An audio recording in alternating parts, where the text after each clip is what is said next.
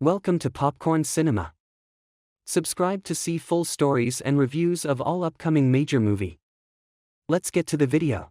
12-year-old Bea moves into her grandmother Margaret's apartment in New York while her father waits for heart surgery in the same hospital where her mother died of cancer years earlier. She chafes against his playful antics, insisting she can handle the situation with maturity. One night, Bea goes out to buy a charger for her mother's old camcorder and sees an unfamiliar creature, following it back to her grandmother's building. The next day, she sees the creature again, accompanied by a man. Bea follows them to a nearby house where the man, Cal, retrieves a large furry purple creature named Blue. She also meets the other creature, a butterfly-like being named Blossom, and faints. She awakens in Cal's apartment where she learns that he has been working with imaginary friends, nicknamed IFs, to place them with new children as their original children have grown up and forgotten them. Initially reluctant, Bea eventually decides to help Cal. The next day, Cal takes Bea to Memory Lane Retirement Home, a retirement community for IFs housed underneath a swing in Coney Island. There, he introduces Bea to Louis, an elderly teddy bear who is the head of the facility. He inspires Bea to use her imagination to redesign the facility, much to the chagrin of Cal. Bea tries to match one of the IFs with Benjamin, a young patient at the hospital. She, Cal, and Louis audition the IFs, but he is unable to see any of them. Feeling unmotivated, Bea talks with Louis on the Coney Island pier. He gives her an idea that maybe IFs do not need new kids, but rather to reunite with their old ones. Talking with her grandmother, she sees a picture of her as a young dancer and recognizes Blossom in the background of the picture. Realizing Blossom was her grandmother's Bea decides to test Louis' idea. Playing one of her grandmother's records inspires Margaret to dance and she remembers Blossom, instilling Bea with hope. Following a tip, Bea, Cal, and Blue find Blue's original kid, Jeremy, now a grown man trying to launch a business. By eating a fresh croissant in front of Jeremy, Bea reminds him of his childhood home above his parents' bakery. Jeremy remembers Blue enough for Blue to give Jeremy the confidence he needs for a business presentation. That evening, Bea arrives at Margaret's to find her hastily preparing for a return to the hospital because there's been a complication with her father's treatment. Bea rushes upstairs to Cal, who comforts her.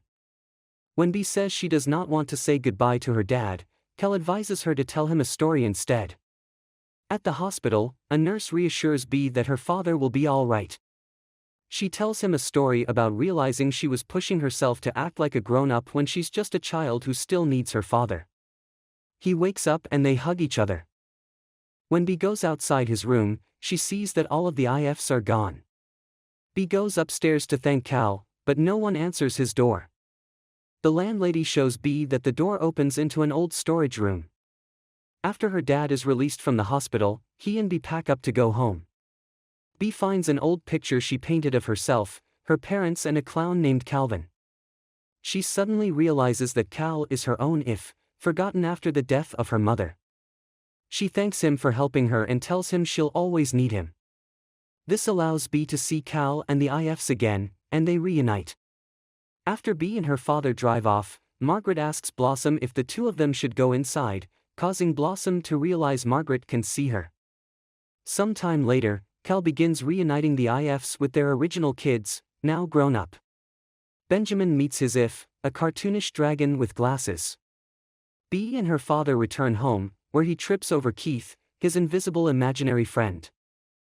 John Krasinski, widely known for his work in A Quiet Place, takes a surprising turn with his latest film a whimsical yet poignant exploration of childhood imagination and the inevitable transition to adulthood.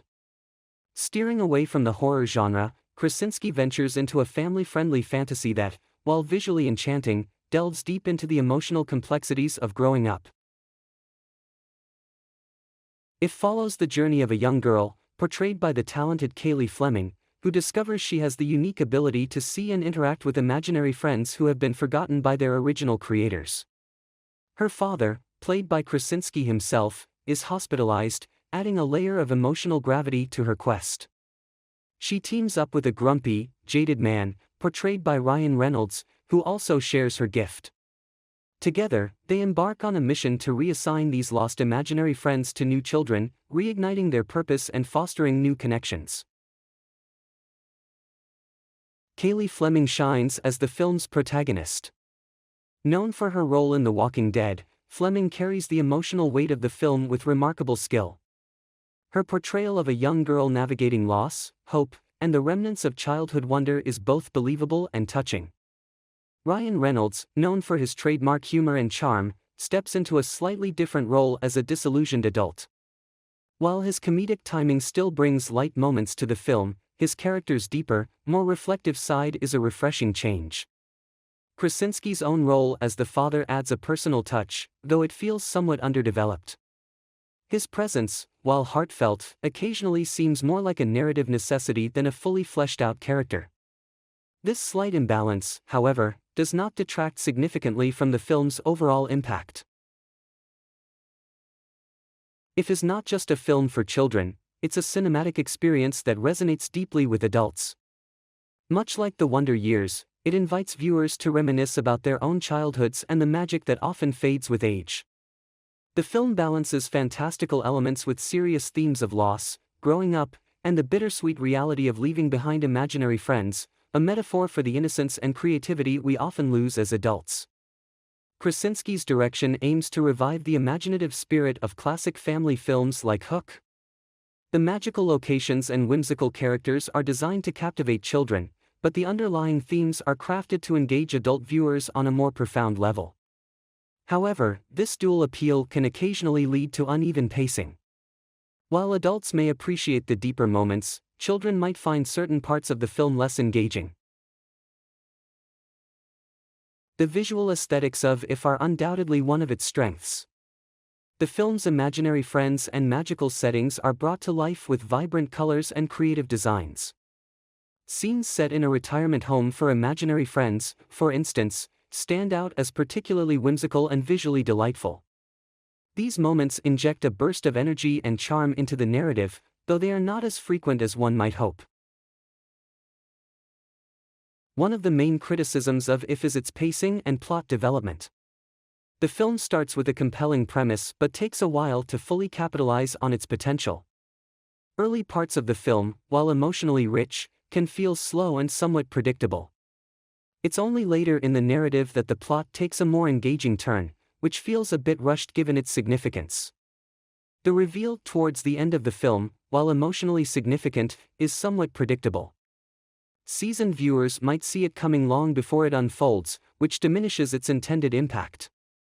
Additionally, the underutilization of certain characters, including Krasinski's father figure and some of the star-studded imaginary friends, leaves the audience wanting more depth and interaction.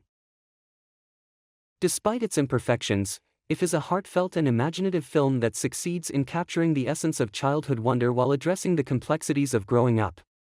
It's a film that appeals to the nostalgic hearts of adults and the curious minds of children, though it may resonate more with the former. Krasinski's transition from horror to fantasy is commendable, showcasing his versatility as a director. For those seeking a family-friendly film that offers more than just surface-level entertainment, If is worth a watch. It reminds us of the importance of imagination and the value of holding on to a bit of childhood magic, even as we navigate the often harsh realities of adult life. While it may not be perfect, If is a sincere and visually enchanting journey that encourages us to reconnect with the playful, imaginative aspects of ourselves that the world often tries to extinguish. In summary, If is a touching reminder of the joy and wonder of childhood, balanced with a poignant exploration of the challenges and losses that come with growing up. It may not be a flawless film, but its heart is in the right place, making it a worthwhile experience for both children and adults alike.